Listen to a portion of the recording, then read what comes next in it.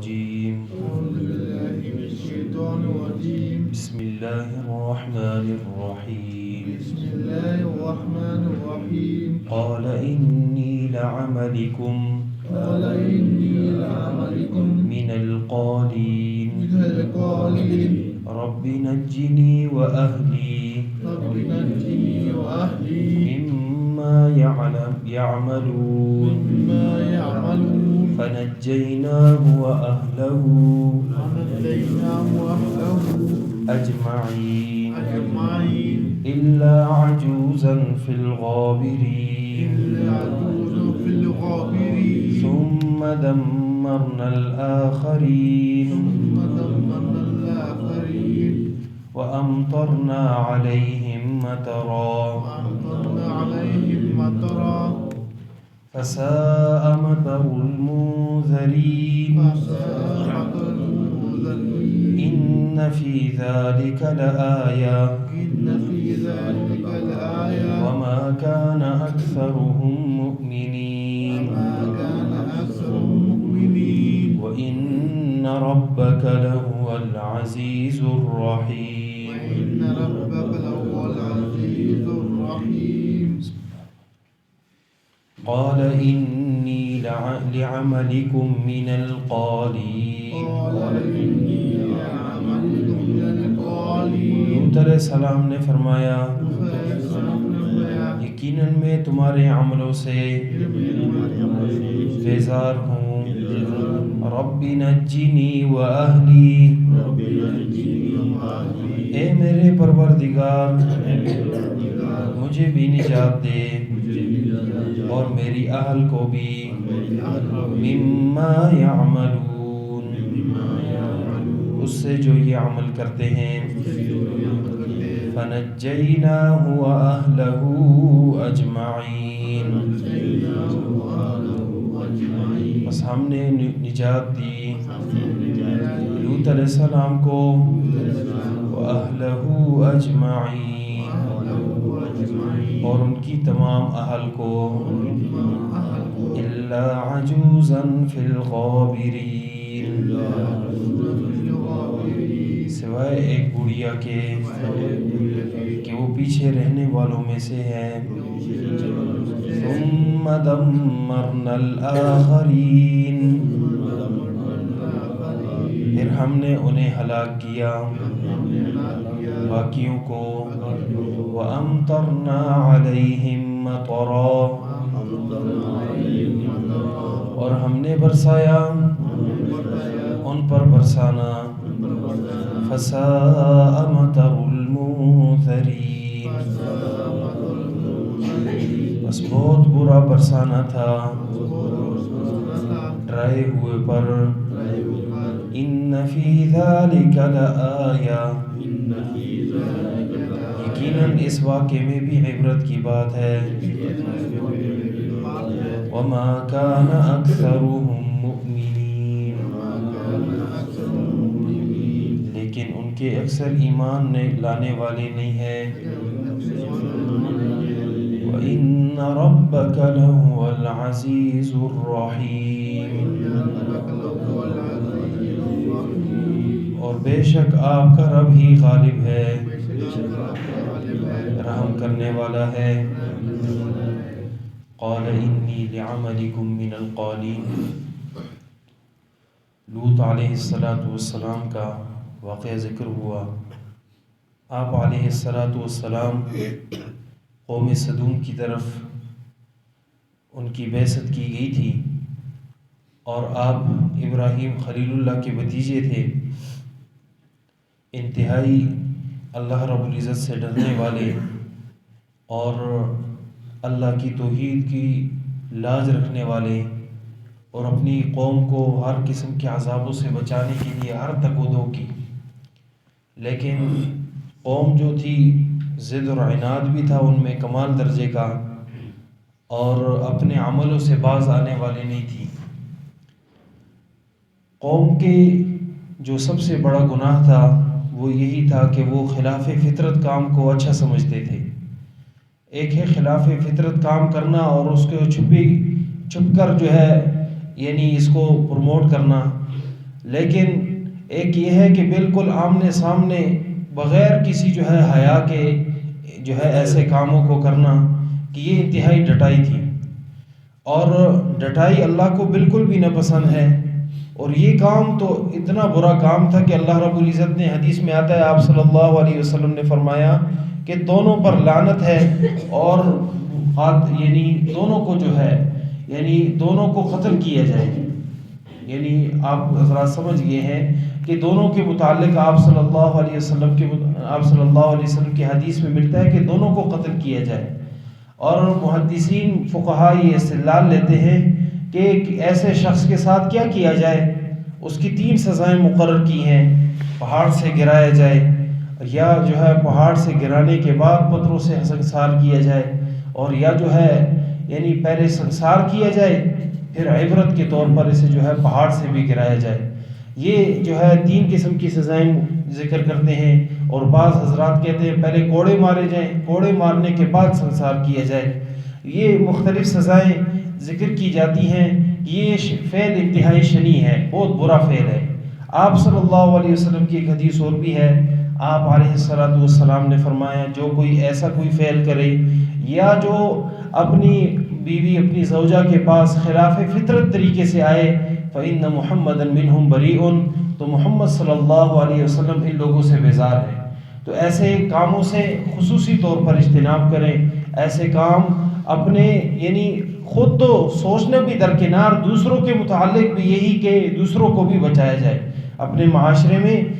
معاشرے میں سب سے پہلے جو چیز سدباب ہے وہ فحشاء، بے حیائی کا ہے، اور اللہ رب العزت نے فحشاء کے متعلق بڑے واضح احکامات نازل فرمائے تھے۔ پہلے سورہ نساء میں اللہ رب العزت نے تقریباً 14 قوانین صرف اور صرف معاشرے کی درستگی کے لیے اللہ رب العزت نے نافذ کیے، اور پھر سورہ نور میں ابھی پیچھے گزرا کہ اس میں اللہ رب العزت نے کس طرح پردے کا حکم، اسی طرح گھروں میں داخل ہونے کا حکم، بیٹھنے کا حکم، کس کس گھر سے آپ کھا سکتے ہیں، پی سکتے ہیں، اور کن گھروں میں آپ بغیر اجازت کے آ سکتے ہیں، کن گھروں میں نہیں آ سکتے، اتنی وضاحت اللہ رب العزت نے کی۔ بچوں کے متعلق فرمایا کہ بچے بھی اپنے گھر میں اگر ہوں، یعنی جس طرح عام ہر گھر میں جو ہے افراد ہوتے ہیں، بچے رہتے ہیں، ان بچوں کے متعلق بھی آپ صلی اللہ علیہ وسلم کی یعنی آپ صلی اللہ علیہ وسلم پر آیتیں اتری کہ آپ نے ان بچوں کو یہ تعلیم دینی ہے کہ 3 وقتوں میں ان مخصوص کمروں میں آپ نے بالکل نہیں آنا۔ مخصوص کمروں میں آپ جب بھی آئیں تو ان کو اجازت کا سکھائیں کہ وہ 3 وقتوں میں جو ہے وہ اجازت طلب کریں، اور اگر ان 3 وقتوں کے علاوہ جو ہے وہ آتے ہیں تو ان پر کوئی گناہ نہیں ہے۔ تو وہ عفون بعضکم علی بعض، آپس میں ایک دوسرے پر آنا جانا رہتا ہے۔ چھوٹے بچے ہیں ماں باپ کے پاس تو ان کا کثرت کے ساتھ آنا جانا رہتا ہے، لیکن ان کے متعلق بھی اتنے سخت قوانین کہ گھر میں انسان کیسے قانون جو ہے پاس کر سکے گا۔ گھر میں کہ انسان کس طرح جو ہے اپنے بچوں کو یہ کہ میرے کمرے میں جو ہے اپنے فلاں وقت میں نہیں آنا، یعنی یہ انتہائی اللہ رب العزت نے سب سے زیادہ ہیبت کا ذکر کیا۔ جس طرح نماز کے متعلق ہیبت ہے، بچے کے متعلق بڑے ہی مشفق، لیکن بات یہی تھی کہ جب کوئی 7 سال کا ہو جائے نماز کا کہو، اگر 10 سال کا ہو جائے نماز نہیں پڑھتا اسے سزا دو۔ یہ انتہائی ہیبت کا کہ نماز بہت بڑا حکم ہے۔ نہ پڑھنے والے کے متعلق بچہ جو 15 سال کی عمر میں بلوغت کا جو ہے بالغ ہو جاتا ہے، اور 15 سال سے پہلے وہ مکلف ہی نہیں ہے، کسی حکم کا بھی وہ مکلف نہیں ہے، لیکن آپ صلی اللہ علیہ وسلم نے 10 سال کے بچے کو مکلف کے طور پر اتارا تاکہ اس کی عادت بنے اور وہ نماز پڑھنے والا ہو جائے اور وہ اللہ کو راضی کرنے والا بن جائے۔ یہ عادت کے طور پر اگر 5 سال وہ عبادت کرتا ہے تو یہ 5 سال عبادت اس کی، یہ اس کے متعلق پوچھا نہیں جائے گا کہ اللہ رب العزت اس سے پوچھے کہ آپ نے نماز پڑھی یا نہیں پڑھی۔ لیکن ایک ہیبت کے متعلق فرمایا کہ بچے کے متعلق بھی یہی ہے کہ آپ نے 10 سال کے بعد اسے بغیر کچھ کہے جو ہے چھوڑنا نہیں ہے، بلکہ اسے نماز کا کہنا ہے، اور نماز اگر نہ پڑھے تو سزا بھی دے۔ اور 15 سال کے بعد تو یہ تو حساب اللہ کو دینا ہے۔ پھر تو جو ہے گھر والوں کے متعلق یہی حکم ہے، وَأْمُرْ أَهْلَكَ بِالصَّلَاةِ، اپنی اہل کو نماز کا حکم کرے۔ یہاں بھی اس ہیبت کا ذکر کیا تھا کہ ان فعل شنیع سے مکمل طور پر بچا جائے۔ تو حضرت لوط علیہ السلام کہنے لگے انی لعملکم من القالین، میں تمہارے ان عملوں سے بیزار ہوں۔ رب نجنی واہلی مما یعملون، اے میرے ربا، اے میرے رب، اے میرے پروردگار، مجھے بھی نجات دے اور میری اہل کو بھی اس سے جو یہ عمل کرتے ہیں۔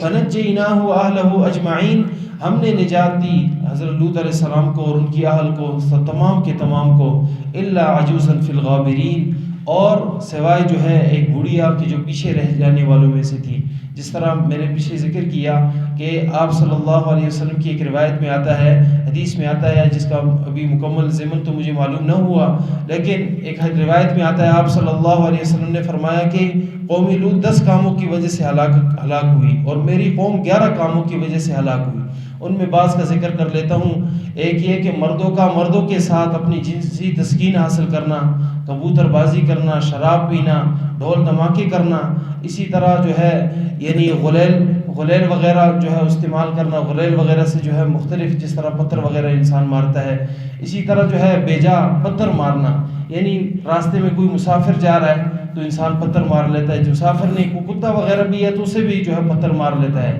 اسی طرح جو ہے یہ 10 کام اس طور پر ذکر کیے، اور 11واں کام آپ صلی اللہ علیہ وسلم نے جو فرمایا کہ وہ صرف میری امت ہی میں سے کریں گے، اور وہ یہ عورتوں کے ساتھ جنسی تسکین حاصل کر لینا۔ اللہ ان گناہوں سے ہماری حفاظت فرمائے۔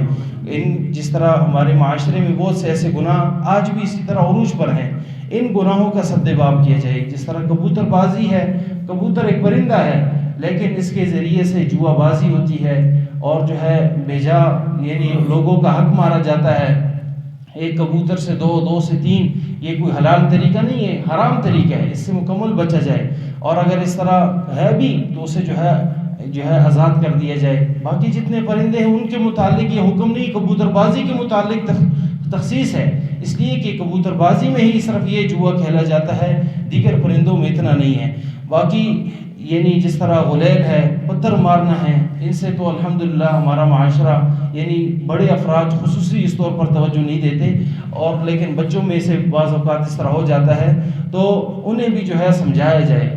یعنی دین کس کا نام ہے؟ دین اسی کا نام ہے کہ انسان دوسرے کو وہ بات سکھائے جو اپنے لیے پسند کرتا ہے، کہ یار مجھے چاہیے کہ میں ایسا عمل کروں، تو دوسرے کے متعلق بھی یہی ہے، لیکن شرط یہ بھی ہو، جس طرح اللہ رب العزت نے فرمایا یہودیوں میں ایک تخصیص یہ بھی تھی۔ یہودی کیا کام کرتے تھے کہ وہ لوگوں کو تو بڑا اللہ سکھاتے تھے، لیکن خود جب عمل کرنے کی باری آتی تو بھول جاتے تھے۔ اتأمرون الناس بالبر، کیا لوگوں کو تو تم نیکی کا حکم کرتے ہو، وتنسون انفسکم، اور اپنے آپ کو بھول جاتے ہو، وانتم تتلون الکتاب، حالانکہ تم کتاب پڑھتے ہو، افلا تعقلون، سمجھ نہیں رکھتے ہو۔ یہ جو ہے اس عمل کو بھی دیکھا جائے، اور دیگر ایسی اشیاء جنہیں ہمارے معاشرے میں بعض اوقات جو ہے بچے جو ہے عروج پر ہوتے ہیں، جس طرح آج کل کرکٹ میں جو ہے جوا لگاتے ہیں، اپنے بچوں کو خصوصی طور پر منع کیا جائے، اس میں آپ بھی شریک ہو جائیں گے، اس لیے کہ آپ منع بھی نہیں کرتے۔ جس طرح ایک روایت میں آتا ہے، حدیث میں آتا ہے، بخاری کی حدیث ہے، آپ صلی اللہ علیہ وسلم نے فرمایا کہ مرنے والے پر جب روتے ہیں تو جو ہے اس پر سزا ملتی ہے، یعنی مردے کو سزا ملتی ہے، یہ ایک روایت آتی ہے۔ اس روایت کی اصل توجہ یہ کرتے ہیں کہ اگر مرنے والا یہ وصیت کرے کہ میرے مرنے کے بعد آپ نے خوب رونا ہے تو بالکل اسے عذاب ہوگا۔ یہ یعنی اس حدیث کا اصل معنی یہی ہے کہ اگر مرنے والا وصیت کرے کہ میرے مرنے کے بعد آپ نے مجھ پر رونا ہے تو یہ جو ہے بالکل اگر روئیں گے تو اس میت کو پھر عذاب ہوگا، یہ پہلی بات۔ دوسری بات محدثین لکھتے ہیں کہ یہ اس پر تو بالکل یہ تو مسلمہ بات ہے۔ دوسری بات یہ ہے کہ ایک شخص نے وصیت نہیں کی لیکن اسے معلوم ہے کہ میرے مرنے کے بعد مجھ پر عورتیں روئیں گی، بچے روئیں گے، اور یعنی نوحہ کریں گے۔ ایک تو ہے عام رونا، یعنی صرف اور صرف درد دل، وہ درد دل مراد نہیں ہے بلکہ نوحہ کرنا، مارنا پیٹنا۔ اگر اسے معلوم ہے کہ میرے مرنے کے بعد لوگ نوحہ کریں گے مجھ پر، پھر بھی وہ وصیت نہیں کرتا کہ میرے مرنے کے بعد تم نے مجھ پر رونا نہیں ہے، تو وہ بھی اسے بھی عذاب دیا جاتا ہے۔ لہٰذا جس طرح یہاں پر یہ بات ہے کہ ایک فعل جو انسان کے مرنے کے بعد کا تعلق ہے، کہ مرنے کے بعد انسان پر کوئی اور جو ہے روئے، اور انسان جو ہے جس طرح آپ عائشہ صدیقہ رضی اللہ عنہا نے اس کا یہی معنی کیا، وَلَا تَزِرُ وَازِرَةٌ وِزْرَ أُخْرَىٰ، کہ روئے کوئی اور جو ہے بھرے کوئی، ایسا نہیں ہو سکتا۔ لیکن مسئلہ یہ ہے کہ یہاں پر دو جو واضح آپ صلی اللہ علیہ وسلم کی حدیث میں ملتا ہے وہ یہ کہ ایک تو وصیت یہ کرے کہ میرے مرنے کے بعد آپ نے مجھ پر رونا ہے، تو بالکل اس میت کو عذاب ہوگا۔ دوسرا یہ کہ میت جو ہے وصیت تو نہیں کرتا، لیکن اسے معلوم ہے کہ میرے مرنے کے بعد نوحہ کریں گے، لوگ نوحہ کریں گے، ماریں گے، پیٹیں گے اپنے آپ کو، چانٹے ماریں گے، گریبان پھاڑیں گے، نوحہ اسی کو کہا جاتا ہے۔ پھر اسے معلوم بھی ہے لیکن وہ پھر بھی وصیت نہیں کرتا، یعنی پھر بھی وہ اپنے اہل کو حکم نہیں کرتا یار تم جو ہے میرے اوپر یہ کام تم نے نہیں کرنے، تو اس ایسے شخص کو بھی جو ہے یعنی عذاب ہو جاتا ہے۔ لہٰذا مرنے سے پہلے جس طرح وصیت کا حکم قرآن کریم نے زیادہ دیا ہے، من بعد وصیت یوصی بہا، دن وصیت کا حکم تقریباً 7-8 بار ہے، اور وہ اللہ رب العزت نے مستحب قرار دی ہے اسی طور پر کہ ہر بندہ وصیت جو ہے وہ لازمی طور پر کرے۔ حضرت سعد رضی اللہ عنہ کی وفات کا وقت ہے، اور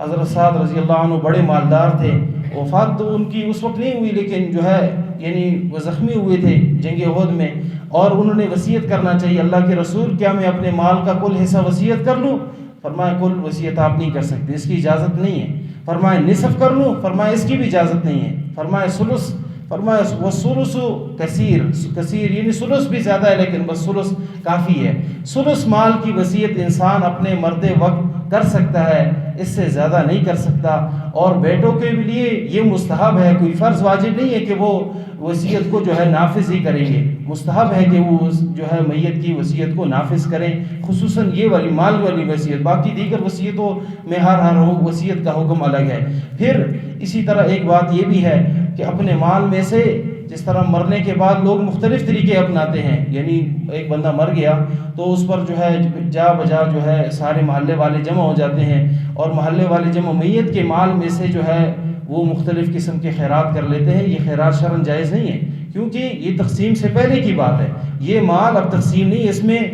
یعنی ان کے بچوں کا حق ہے، اور ان بچوں کا حق آپ استعمال نہیں کر سکتے۔ اگر آپ اتنی زیادہ مصلح ہیں، اتنے ہی آپ درد دل رکھنے والے ہیں، تو اپنے پیسوں سے یہ جو ہے یعنی ذاتی طور پر خرچ کیا جائے۔ میت کے چیزوں میں سے ایک لوٹا بھی استعمال نہیں کر سکتے، ایک ادنا سی ادنا چیز بھی آپ استعمال نہیں کر سکتے، کریں گے تو عند اللہ آپ مجرم بنیں گے۔ تو اصل مضمون کی طرف آتے ہیں کہ حضرت لوط علیہ السلام کی قوم میں بہت سے شنیع افعال تھے، داڑھی کاٹنا یہ سب سے پہلے انہوں نے کیا۔ آپ صلی اللہ علیہ وسلم کے پاس جب یعنی فارس کے یعنی 2 قاصد آئے، جنہیں فارس کے بادشاہ نے کہا تھا کہ محمد صلی اللہ علیہ وسلم کو پکڑ کر میرے پاس گرفتار کر کے لانا ہے، آئے آپ صلی اللہ علیہ وسلم کی جب جلال دیکھا، اتنے جو ہے صحابہ آگے پیچھے، تو جو ہے نا ان کی یہ بات ہی ان سے نکل گئی، صرف اور صرف بات کرنے کے لیے بیٹھے۔ آپ صلی اللہ علیہ وسلم کے سامنے جب بیٹھے، آپ صلی اللہ علیہ وسلم نے اپنا چہرہ اطہر پھیر دیا ان سے، اور یہ وجہ کیا تھی کہ ان کی داڑھی نہیں تھی، ان کی جو ہے یہ باقاعدہ۔ پھر اس کے طور پر آپ صلی اللہ علیہ وسلم نے جب داڑھی یعنی چہرہ اطہر پھیر دیا، دوسری طرف آئے بیٹھے، آپ صلی اللہ علیہ وسلم نے پھر پھیرا، اور پھر اس کے بعد جو ہے یعنی زباناً کلام کیا آپ صلی اللہ علیہ وسلم نے، اور پھر جو ہے انہیں بھیج دیا۔ تو سب سے پہلے جو داڑھی کو کاٹنے والے افراد تھے وہ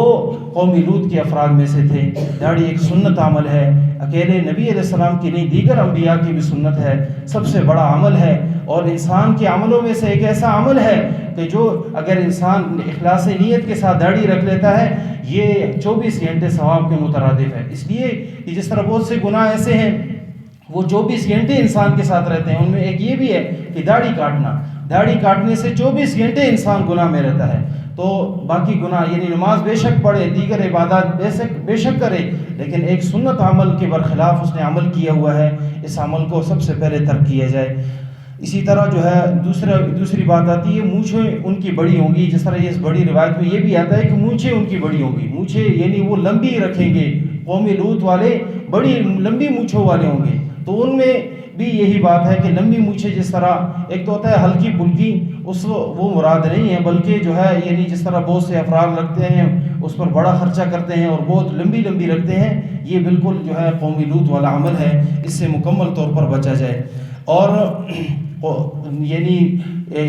مونچھوں کے متعلق یہی ہے کہ ان کو حلق نہیں کر سکتے۔ حلق کا مطلب یہ ہے کہ یعنی اس طرح پھیر دینا، آپ اس طرح نہیں کر سکتے، بلکہ انہیں کینچی کے ذریعے سے جتنا آپ چھوٹا کر سکتے ہیں چھوٹا کریں، اتنا زیادہ بہتر ہے۔ باقی مونچھیں ہلکی پھلکی رکھنے سے نہ تو جو ہے جس طرح بہت سے افراد کے یہاں یہ ہے کہ وہ کھانا حرام ہو جاتا ہے، کھانا حرام نہیں ہوتا، البتہ برا فعل ہے کہ اس طرح نہ کیا جائے کہ اتنا کہ منہ میں انسان کیا ہے، یا جو انسان کوئی چیز کھائے تو وہ جو ہے یعنی بالوں کے ساتھ لگے اور پھر انسان پیے یا کھائے۔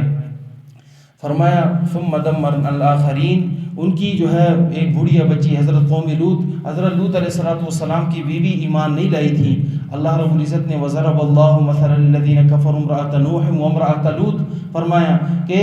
اللہ کے قوم لوط علیہ السلام کی بیوی جو ہے انہوں نے کفر کیا تھا، فَخَانَتَهُمَا وَلَمْ يُغْنِيَ عَنْهُمَا مِنَ اللَّهِ شَيْئًا، کہ بڑی انہوں نے جو ہے یعنی ایمان جب نہیں لایا تو انہیں یعنی کوئی چیز نے کوئی فائدہ نہیں دیا، کہ انسان یہ سمجھتا ہے کہ فلاں یہ جو میرا بندہ ہے میں اس کا مرید ہوں، یا یہ جو ہے میرا والد ہے بڑا بزرگ ہے، اس کی بدولت انسان یہ کہے کہ فلاں بندے کی بدولت میں بچ جاؤں گا، بچ نہیں سکتا۔ بیوی نہیں بچی، اس لیے نہیں بچی کہ اس کے پاس ایمان نہیں تھا، بیٹا نہیں بچا نوح علیہ السلام کا اس لیے کہ وہ جو ہے وہ اس کے پاس بھی ایمان نہیں تھا، اور نوح علیہ السلام کی بیوی بھی کافرہ تھی، جس کے متعلق اللہ رب العزت نے فرمایا سورہ تحریم میں کہ وہ بھی کافرہ تھی۔ تو کسی کے عمل کسی دوسرے کو فائدہ نہیں دے سکتا، کسی دوسرے کا عمل کسی دوسرے کو عمل اس طور پر فائدہ نہیں دے سکتا کہ وَلَا تَزِرُ وَازِرَةٌ وِزْرَ أُخْرَىٰ، کسی کا بوجھ کسی دوسرے پر نہیں ڈالا جائے گا۔ کوئی نیکی کام کرے دوسرے کو اس کا فائدہ تب ہے کہ ہاں وہ بھی اسی طرح کوئی کام سر انجام دے۔ ثم دمرنا الآخرین، پھر ہم نے جو ہے پچھلوں کو باقیوں کو ہلاک کر دیا۔ اس قوم پر اللہ رب العزت نے انتہائی سخت سزا نازل فرمائی، اور وہ یہ کہ وَأَمْطَرْنَا عَلَيْهِمْ مَطَرًا، ہم نے ان پر بری یعنی بارش برسائی، پتھروں کی بارش اللہ رب العزت نے ان پر برسائی، اور پتھر بھی بڑے نشان والے پتھر تھے۔ فَجَعَلْنَا عَالِيَهَا سَافِلَهَا وَأَمْطَرْنَا، پہلے اللہ رب العزت نے اس بستی کو الٹا پھیر دیا، حتیٰ کہ جبریل علیہ السلام نے ایک پر اسے انہیں اٹھایا، قرب اسمان لے کے گئے، وہاں سے زمین پر پٹخ دیا۔ اور یہ سورہ جو ہے ہود میں اللہ رب العزت نے فرمایا فَجَعَلْنَا عَالِيَهَا سَافِلَهَا، الٹا کر دیا انہیں، وَأَمْطَرْنَا عَلَيْهِمْ حِجَارَةً مِّن سِجِّيلٍ مَّنضُودٍ، اور پھر ان پر جو ہے پتھر برسائے جو مُصَوَّمَةً عِندَ رَبِّكَ، تیرے رب کی طرف سے نشان زدہ تھے، ہر ایک شخص کا نشان تھا، اور پھر جو ہے اس سے وہ سارے کے سارے ہلاک ہو گئے۔ فَسَاءَ مَطَرُ الْمُنذَرِينَ، یہ برسانہ جو ہے ڈرائے ہوئے پر بہت برا برسانہ تھا۔ إِنَّ فِي ذَلِكَ لَآيَةً، یقیناً اس واقعے میں ایک بڑی عبرت کی بات ہے۔ وَمَا كَانَ أَكْثَرُهُم مُؤْمِنِينَ، لیکن ان کے اکثر ایمان لانے والے نہیں ہیں۔ وَإِنَّ رَبَّكَ لَهُوَ الْعَزِيزُ الرَّحِيمُ، یقیناً آپ کا رب ہی غالب رحم فرمانے والا ہے۔ قَالَ إِنِّي لَعَمَلِكُم مِّنَ الْقَالِينَ، لوط علیہ السلام نے کہا میں تمہارے عملوں سے بیزار ہوں۔ رب نجنی وأہلی مما یعملون، اے میرے رب مجھے نجات دے اور میری اہل کو بھی اس سے جو یہ عمل کرتے ہیں۔ فنجیناہ وأہلہ اجمعین، ہم نے نجات دی لوط علیہ السلام کو بھی اور ان کے اہل کو بھی، تمام کے تمام کو۔ الا عجوزا فی الغابرین، مگر ایک بڑھیا جو پیچھے رہنے والوں میں سے تھی۔ ثم دمرنا الآخرین، پھر ہم نے پچھلوں کو ہلاک کر دیا۔ وامطرنا علیہم مطرا، اور ہم نے ان پر برسائی بارش۔ فساء مطر المنذرین، بہت بری تھی وہ بارش برسانا منذرین ڈرائے ہوئے پر۔ ان فی ذلک لآیہ، یقیناً اس واقعے میں بھی عبرت کی بات ہے، لیکن وما کان اکثرهم مؤمنین، نہیں ہے وہ ان کے اکثر ایمان لانے والے۔ وان ربک لہو العزیز الرحیم، یقیناً آپ کا رب ہی ہے، غالب ہے، رحم فرمانے والا ہے۔ اللہ ہم سب کو عمل کی توفیق نصیب فرمائے۔ سبحانک اللہم نشہد ان لا الہ الا انت نستغفرک ونتوب الیک، اے اللہ ہمارے گناہوں